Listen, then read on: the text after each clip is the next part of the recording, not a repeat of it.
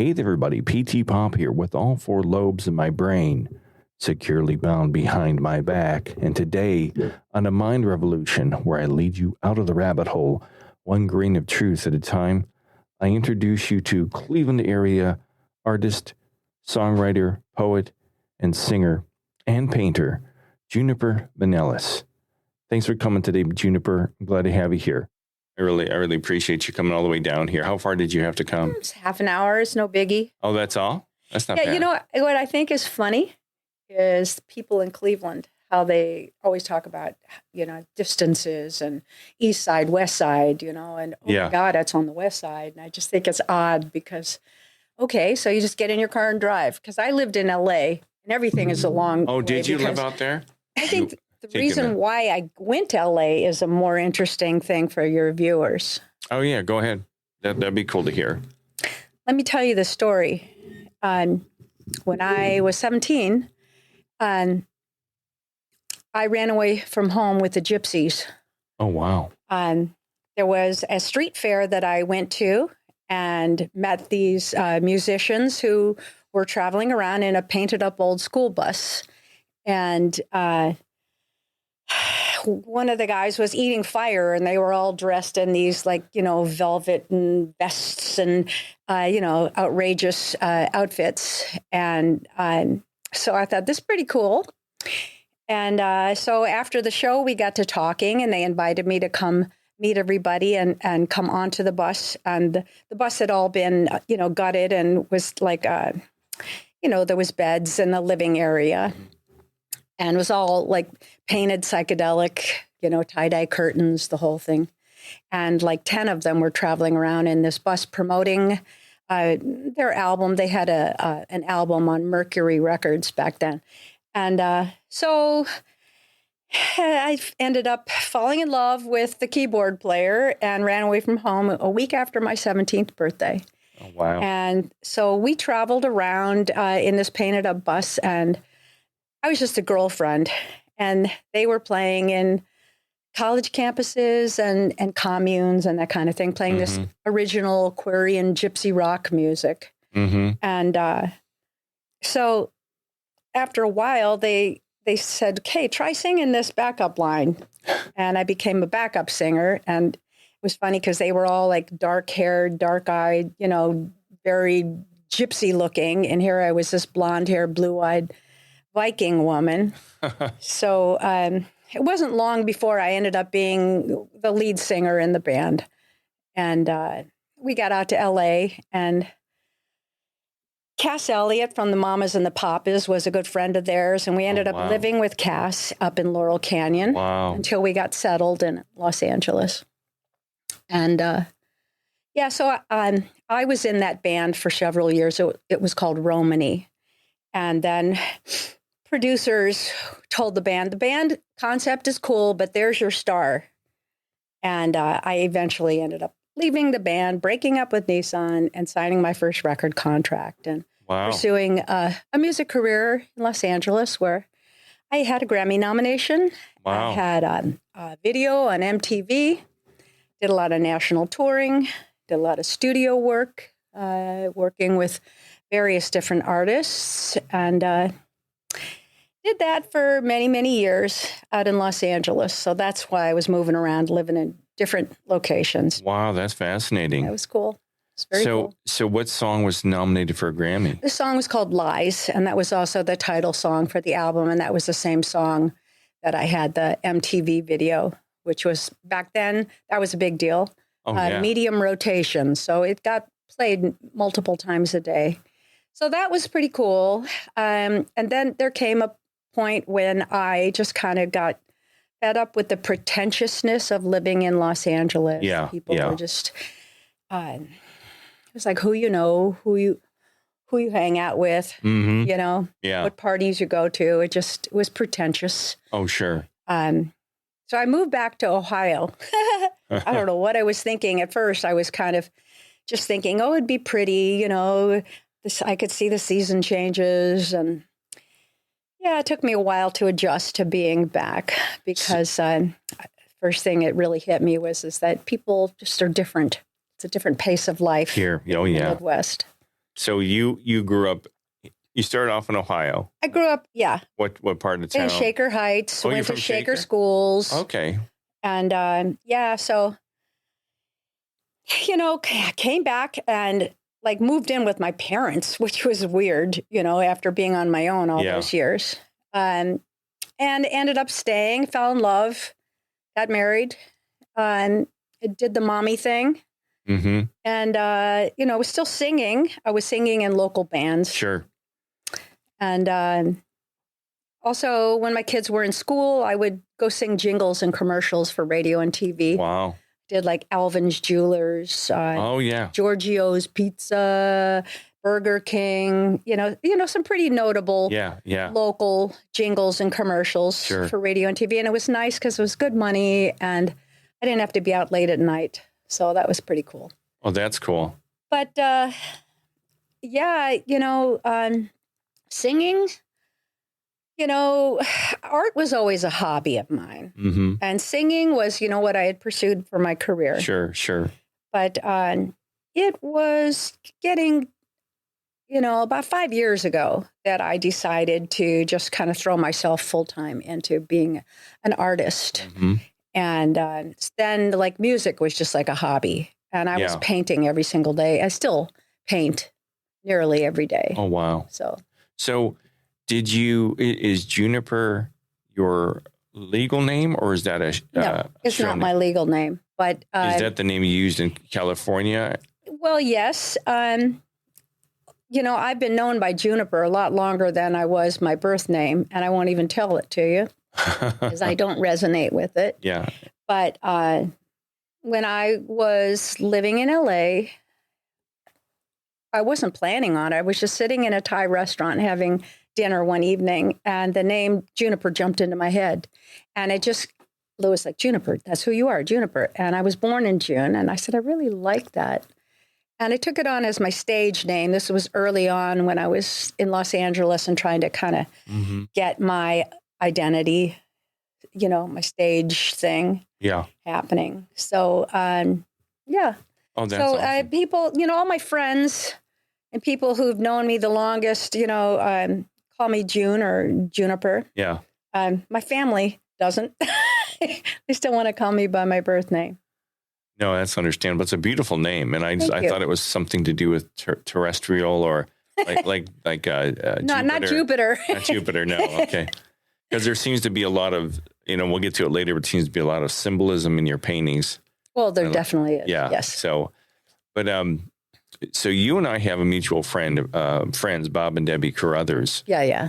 And how did you meet them? I was working on a recording project, one of many projects here locally, and someone had told me about their studio back when the studio was up and running. Yeah. And so I went out and met Bob, and of course then met Debbie, and done several projects there at their studio. And then I got invited to their annual picnics every year. Yeah. So it's just that kind of thing. They're great people because sure I recorded a whole bunch of music with Bob in his barn there. Yeah. And I love that studio. Oh yeah, it's awesome. I remember the first time I went to it, I can't even describe the feeling. Oh yeah. It was just like, yes, I want to record here because a friend of mine introduced me to him, and I was just like, wow, I've never thought of a barn and a studio in a barn. It seems so. It was just a beautiful studio, and I think it's still there, but I don't believe they've been using it as a recording studio. No, many years now. He's had me in there every now and then over the last 10 years. I moved back to Ohio from Arizona 10 years ago, and he's had me in 3 or 4 times. I think it's bits and pieces of it are still around. Mm-hmm. He does most everything on a laptop now, and things like most of us do, but. Yeah, they're great people, and I'm sorry to hear about Debbie being so sick, and that's been really heartbreaking. It's very sad and shocking. Yeah, very is. It really is. And let's see here. On your website, you say, I like to describe my work as a sacred journey to open portals of the imagination and self-healing. Some have called it visionary art, and some refer to my work as medicine painting. Yeah. So So you paint with the intention of trying to heal people or show them give them a healing vision or a sense of healing? I do paint with intention. I use a technique called intentional creativity. Okay. And to begin with, I create a sacred space in my studio where whatever that is on that day, it might be just lighting a candle. It might be putting on music. It might be putting rose petals in my flower water or in my paint water. Mm-hmm. It might be, smudging or lighting incense but anyway, after I kind of create this sacred space, and it's very symbolic. It's wherever I'm at, whatever I'm feeling emotionally, whatever I'm worried or concerned about. Uh-huh. If I'm thinking about someone else, I'll touch the canvas. I hold the brush with those thoughts and those feelings and those emotions, and I infuse the brush. I touch the canvas, infuse it, and the paintbrush becomes sort of like a magic wand. It's like I infuse the whole thing with my intentions, be that for personal healing, be that for anyone who views it, be that for something that I'm concerned or praying for a loved one or for world peace or any other thing in between. So, yes, what I like to think of my paintings as visual prayers. And so that not only am I processing just an intention of something that I want or that I'm praying for, but also sometimes if there's frustration or worry or fear or anger or, just an emotion, I make a mark that represents that on the canvas. Sure. And then I say, well, all right, now we have to transform that. I want to let that go. I want to heal that. Or I'm sending healing to someone else, whatever my intention is. I'll make another mark. I might, let's say that I have a emotion or a fear, paint it a red mark. And these are all the underpaintings. This is not even the actual image. I'll make a mark which represents that, or many marks. And then I might paint over it with, let's say, blue, spritz it with water and let it drip down over it. And it sort of symbolizes symbolically a transformation, a healing. I'm shifting an emotion. I'm shifting a thought pattern. And, this continues on in layers and layers and over weeks or months, where I'm transforming thoughts, feelings. Sometimes when I'm feeling frustrated, I'll go to the canvas and I call them prayer dots. I'm just making dots or making strokes or marks or moving with no this is going to be a landscape or this is going to be a portrait. It's all just movement and line and color. It's all spontaneous. It's all spontaneous. And that is all in the underpainting, which oftentimes looks nothing like what the painting turns out to be. So you don't plan the color scheme. You don't plan the composition. It all happens spontaneously and comes out. Sometimes if I'm doing a portrait or something, which I don't do a lot of, but I can. Yeah. Then there's some planning involved. But generally, at this early stage, because I'm just infusing it with intentions and thoughts, that's what medicine painting is. Wow. And so it's in there, whether you see it or not. It's like if you walk into a room and somebody's upset, they don't necessarily have to tell you. You can just feel something's off. Yeah. Yeah. Well, so when people look at my paintings, I've been told, and it's my intention, that they are moved. Like I said, a visual prayer. They get a sense of something healing or transformational when they just look at it, even if they don't know the story about it. But there's layers and layers of all those processes infused in before eventually something clicks where I'll start getting information like I'll just know this has got to be washed down with like blue. And there's a lot of blue in my paintings. Yeah, I was going to ask you about that. 'Cause that's a dominant color in most of your compositions. Yes. And then, I'll start to get pieces of information and then I'll go and paint that in. Then I get more detailed, then I get more specific. A lot of that stuff gets painted over. Most of it gets painted over, but pieces of it will show through. That's why, like, my paintings have layers because there's glazes. Yeah. Yes. So now you were nice enough to bring me a print of the Clockmaker's Daughter. This is a beautiful piece. And here, let me bring it up on the screen here so people aren't just staring at, there we go. Tell me about this. You told me a little bit about it before we started to record.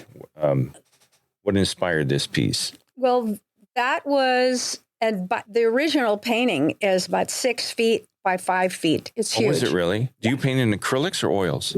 Both, but mostly acrylic. Okay. So the story with that painting was it was one of those self-healing, experiential kind of things I was working on. I was making marks to represent my childhood or making marks to represent the things that were important to me. And this being appeared, she manifested, and I am the Clockmaker's Daughter. Okay. But here's the story. My father, well, he was a doctor, but he built clocks. It was one of his hobbies. And there was over 50 clocks in the house I grew up in. And in some rooms, there was like 8, 9 clocks. None of them had the right time.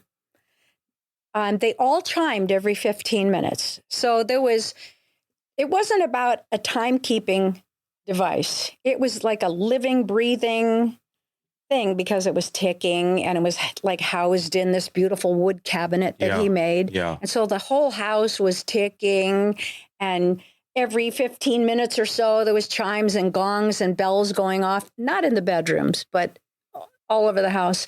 And the funny part is, with all those clocks in our house, nobody in my family ever got anywhere on time. I mean, every one of us was notoriously late. Wow. So it's just kind of funny to live in a house of clocks. Well, I want to mention your website here. I forgot to mention this at the beginning. It's Heart Songs Studio, and songs is spelled with a Z. Correct.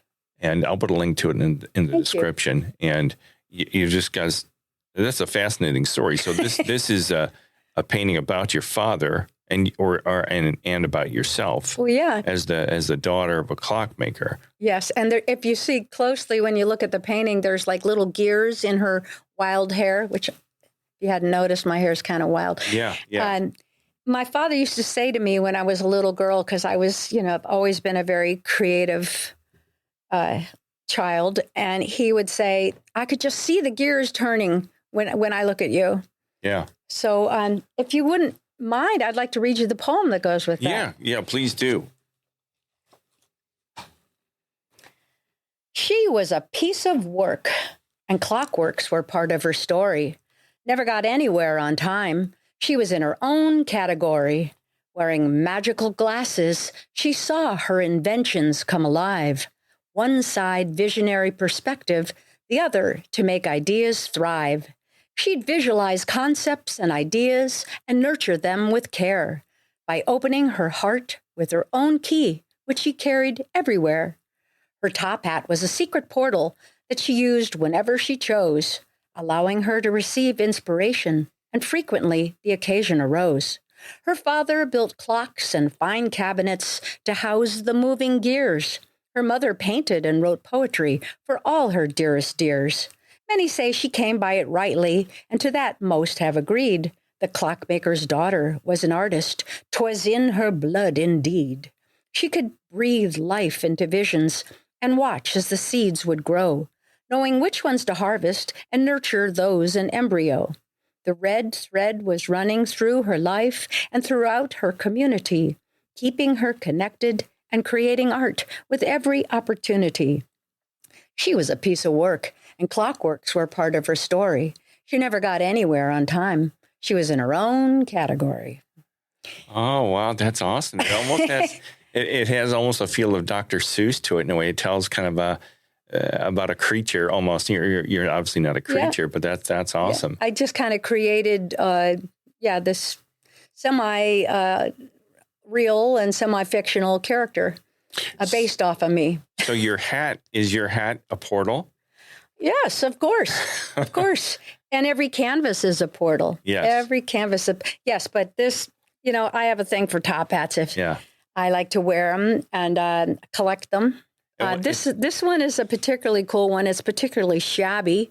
It's been around a long time. It was gifted to me, and it was actually owned by a vaudevillian actor. So, well, it's a funny thing because it reminds. Well, there's the Alice in Wonderland had the Mad Hatter. Didn't they? Yeah. And you've got goggles. I've got goggles. Sweet. I just love the steam. Oh, thing. I love that. I've got ones that have lights in them, and people can't see what I'm doing, but. Oh, well, you got to put them on, Peter. Oh, yeah. Okay. You get to see my bald head. I got to see this. Are they like faceted? So when you look at them, everything, it's like psychedelic? Yeah, these are kaleidoscope goggles. Oh, so my God. I need to have those. Oh, yeah. Where can I get me some?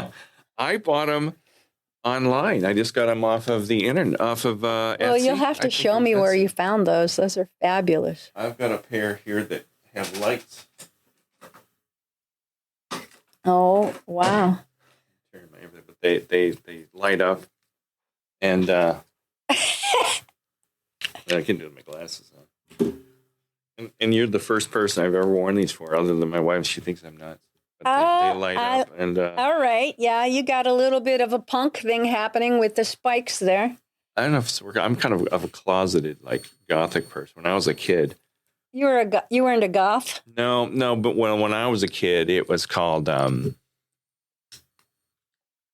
I think it was. Oh, punk rock.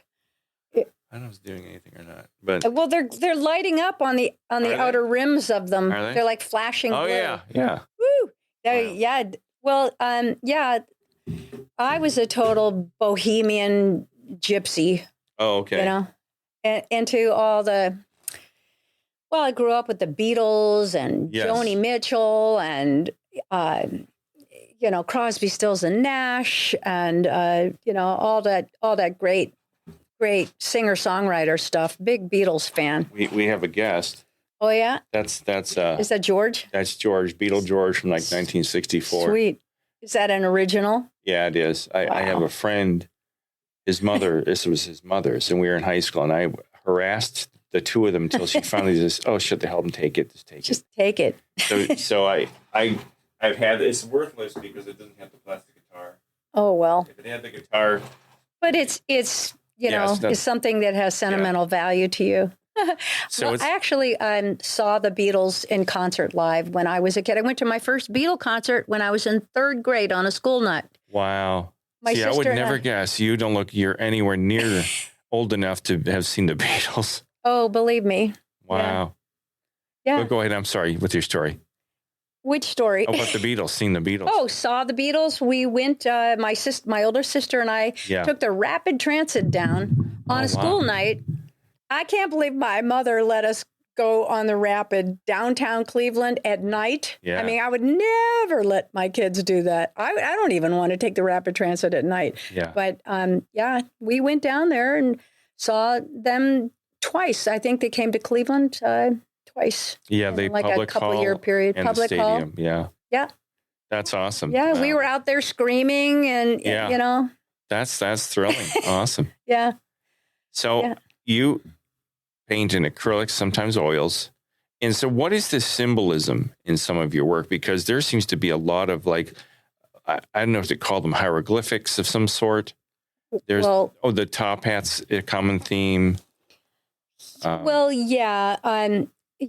lot of the symbols are channeled symbols that I it's a little esoteric, but I do channel light language. And what is light language? Okay, it's called an angelic language. Some people call it light language or language of light. Some people call it speaking in tongues. I don't really refer to it that way. Sure. I think that has more of a Christian twist to it, which is not what my intention is. Yeah. I'm not trying to write it. It's like I kind of, when I'm painting, oftentimes I kind of get in an altered state. And it first started actually when I was painting, and I was just painting these symbols. And afterwards, I'm looking at the painting going, what did I just paint? Mm-hmm. I don't understand. And I'm looking on the internet. I'm trying to find, does this actually mean something? You know, I'm looking up. Some people say, yeah, sort of looks like runes, sort of like looks like this, but not quite. So finally, when I couldn't find what it was, I asked myself, because I painted it. Mm-hmm. I said, what have I done here? And it was like another part of myself, my higher self, or the observer, laughed and said, well, it took you long enough. And they just said, that's light language. And it's the language of light. And it's not meant to be specifically, the exact interpretation of it. It's supposed to be just received. You don't need to know what the translation is. But there's many symbols that are just intuitively, I'm guided.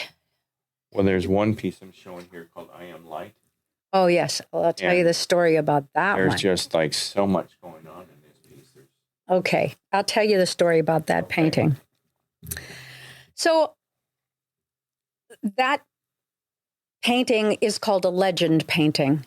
And it is like a self-portrait, but it doesn't have to specifically look like you. Although I've done more, likenesses, but that was more just like a soul portrait of who I am. Mm-hmm. And I started asking myself, well, who am I?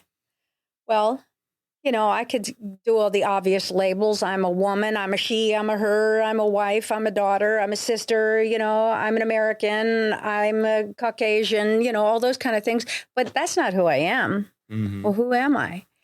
And so I just kept asking deeper and deeper. And finally, the thing that resonated and seemed to make the most sense is that I am light, because we all are made of light, and before we come into form and when we leave, we go back to the light.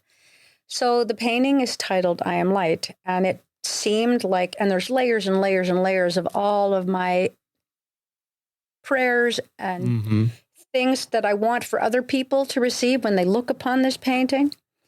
But there's figures on each side. The one in the middle is a being who's holding out a candle. And she's not saying look at me, I'm light, like I'm on a billboard. It's more like she's humble. She has a cloak and she's holding out the candle. And it's more like being a light bearer for other, I'm holding out the light for you to put a light on your path, whatever that path is. And then you'll notice the guardians they're holding the lanterns, and they are also cloaked. And there's the great light above her head, which is like whatever that is, where creation comes from. And we can't really see it. We can't really understand it. It's what it is. And it's beaming light onto the guardians who are holding the lanterns, and it's beaming down to me holding the candle. But then there's these figures on either side, and the light beams are beaming over there. One is painting. She's painting light symbols. That's light language. She's painting the light language. And so because it's a self-portrait, so I am painting the light. And then the other figure she's speaking and singing light. And you see the symbols coming out of her mouth. She's speaking and singing light, and the other one is painting and writing light. And then the figure in the middle is just being light. And then the little scrolls down at the bottom are like, know thyself, be the light. Because when people look upon that image, some people cry, or they just say, I don't know, I just feel so moved by this. again, it's infused with a lot of intentions. Yeah, it's a very not surreal, but what's the word I want? I had it written down here. Ethereal, heavenly new age aesthetic to it, kind of. Yeah. Yeah. And also the fact that it's all painted in blues and white, basically. I mean, there's other subtle colors in there. But I thought any other colors would take away from light. It's like painting with light. You know? Yeah, it has a very radiant quality, a very peaceful quality. When I see it, I feel very like I'm kind of, like you said, transported into kind of a different dimension or realm or something. It's a very calm, serene feeling. And all the lines connect it. Like, I can't believe you didn't consciously plan this painting, because it's all nicely balanced. And the lines that connect the whole thing, that lead your eye. You're always drawn back to the center figure. But if you look over to the right, the lines take you back up to the light, the top, back down. Yeah. This is all mumbo jumbo I learned in college. No, I understand what you're saying, because I mean, I've learned those in drawing classes and stuff like that. You want the eye to have a focal point. Yeah. And you want like anything that's going to lead the viewer back to. So those connecting lines, you know, I mean, I've incorporated things I've learned and things that I know, but also I think it all makes sense. It's a gorgeous piece. Now, you're wearing your artwork. Yes, I am. That's beautiful. I mean, I don't know if this is the clockmaker's daughter. Yeah, that's just beautiful. I think I have it on my tote bag here too. Very nice. I sell these too. Yeah, I would think those would be really popular. Both those paintings and another one were just in the Woman Show, which was at Lakeland Community College, which is a big deal show here in the Cleveland region. And I heard about it several years ago and inquired, like, well, how do I enter that show? How do I get into that? And I was told, you don't. You have to be invited into it. And fortunately, I was invited and was in it earlier this year. Awesome. Congratulations. I know I haven't been to Lakeland in a long time. I grew up in Cleveland Heights and then moved to Chardon, so I'm more familiar with Lakeland. And I know the art show out there is really popular. Mary Urbis, the curator there in the gallery at Lakeland, she finds like the most extraordinary women artists here in the region and invites them to be in this show. And I have to also bring up a comment about women in the arts. You know, historically, only 2% of women have been represented in museums and galleries. Still to this day. Really? Still to this day, 2% of women are represented. And it's very sad. And so the fact that Mary Urbis started this show in our region here, I believe 16 years ago, and several other galleries have followed suit and have their version of women's shows, which I've been in quite a few of them. But it was a great honor to be in that one. And I'm also very involved with this organization, Intentional Creativity Musea, which they have their own museum, and it's run by women, and it's only women artists. So I'm a big supporter of women in the arts, and we need to have an equal voice, you know, because we have just as much creative, contribution. Sure. I think it's important to, being a woman, to use my voice. Also, I don't want to get into political stuff with my art, but I do think that women, men, or anybody who identifies anything in between there should be empowered. And that's what I try and infuse into my artwork, like I said, visual prayers, because even if they don't understand the story or my personal intentions, I used to try and explain it to people, and if they ask, I'll tell. But now I think it's more important what the viewer takes away from that. It could be something different, but hopefully to view the artwork, to see it displayed, is to give them a sense of being empowered. It's not just pretty background art. Sure. It's something that it sparks inquiry and conversation and gnosis, or metacognition, thinking about what you're thinking about, having conversation, which gets you to understand or think about something, or just go, I don't know what it is, I just like it.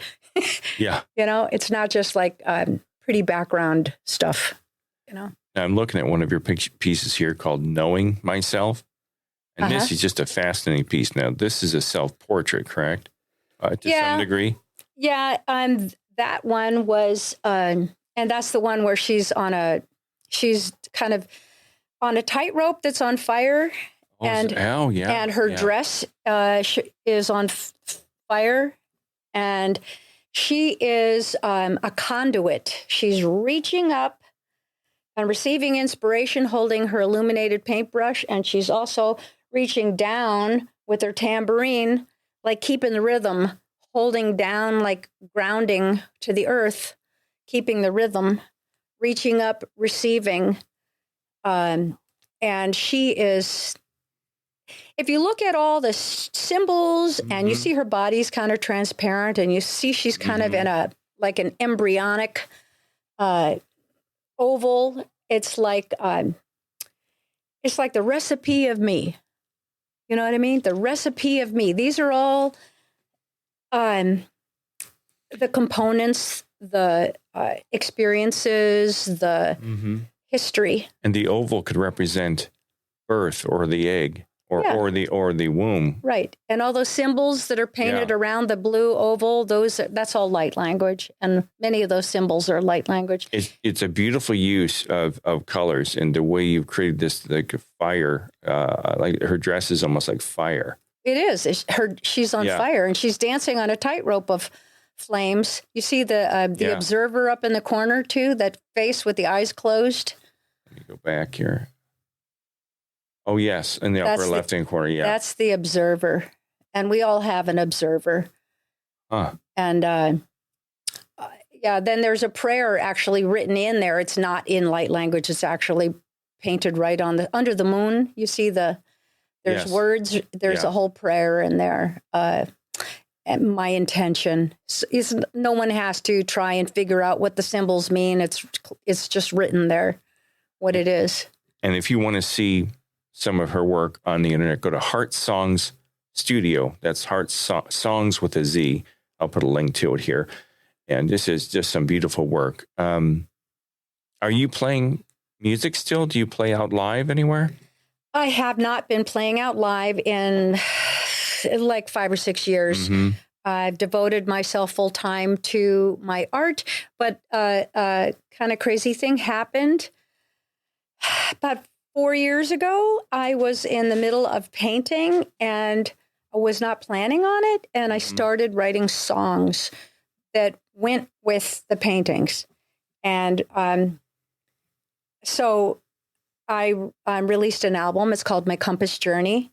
And it's not like a genre of music. That is kind of like those songs are like the soundtracks for the paintings.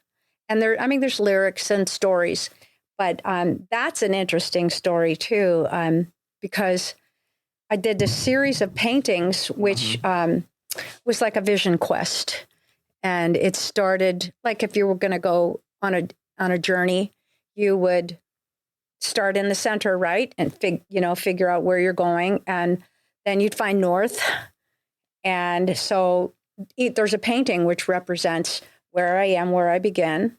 And the north painting is my muse. And it was during the muse painting that I started getting the download of light language and writing songs. Then we went to the east, and I claimed myself for being an artist, and also reweaving in the fragments of things that, we all have trauma and painful things in our life that have caused us to fragment. And I went and kind of gathered the fragments of myself, of broken things that have broken away because of trauma, and called them back in. And then in the South is where I noticed that I was changing and people were seeing me differently. And that painting was called Alchemy. And it has to do with connecting with where I'm getting information. And like, I don't necessarily get all my information from the internet or books. Mm-hmm. Sometimes I get downloads, like I just get knowing stuff. I get poetry, I get songs, I get ideas and images. Mm-hmm. And that song was a particularly beautiful song called Lady of the Stars that goes with that painting. And it's a painting of a woman who's kind of made of stardust. And is that on this website? Is it on? Yeah. No. That one is not on that one. Okay. Sorry. But she's like playing her own heartstrings. And there's a dolphin in that painting. I'm not sure if it's on that website. It might be. It's just about connecting with where you get your guidance from. And then in the end, the visionary, that one's definitely on the website. We go to the West, and that's where I connect with being a visionary and speaking my truth. And that painting is a woman who's empowered. She's lit up. She's on fire. Her heart is like on fire, flames coming up out of her heart. And yet it's covered with honeycomb, and the honey is dripping off of it. And the little honeybees are fluttering around. And there's one giant queen bee there.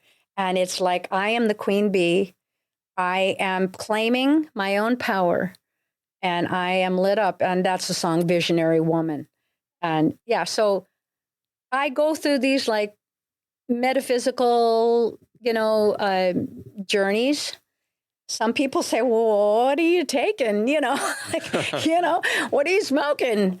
Been there, done that, but I don't need to, because painting puts me into this altered state. Oh, yeah. Yeah, I know. I paint not like what more traditional stuff, but when I paint, it's like I go into this different. Yeah, you go into the zone. It's like meditation. Yeah. It's different when I play guitar or when I do this. Yeah. Guitar is a whole different zone, but painting is just like, yeah, I don't know how to describe it. It's just like I'm not present anymore. Well, try even like when you even make it more of a ceremony, like I said, creating sacred space. I mean, when you approach the whole thing, you light the candle, or you do things which represent that I'm creating something, and I'm allowing this imagery or these ideas. I approach it as a ritual or as a sacred experience, and that's why I think,